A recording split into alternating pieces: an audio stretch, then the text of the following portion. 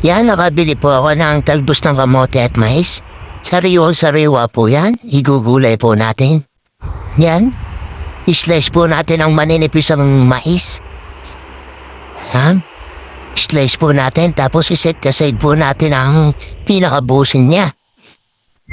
Yan, nag-slice na po ako ng bawang. Nahimay ko na po ang talbos ng kamote. Yan po ang ating mga ingredients. Yan, pakuluan po natin ang bosil para po lasang-lasa ang ating gulay na mais. Napakuluan na po natin. Lagyan na po natin ng bawang. Saka po ng asin. At hintayin po natin maluto ang bawang. Luto na po, ilagay na po natin ang mais.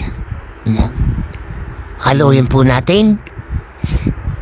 Haluin po natin ang haluin para po mas lalo lumapot siya para mas masarap. Para hindi rin po humapit. Yan, luto na po ang mais. Ilagay na po natin ang ating talbos ng kamote. Ayan, haluin po natin. Tapos lagyan po natin ang balanoy.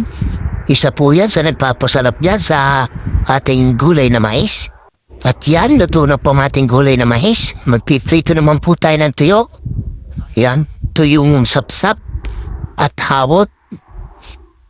At ito na po ang ating gulay na mais with tuyo. Kain na po.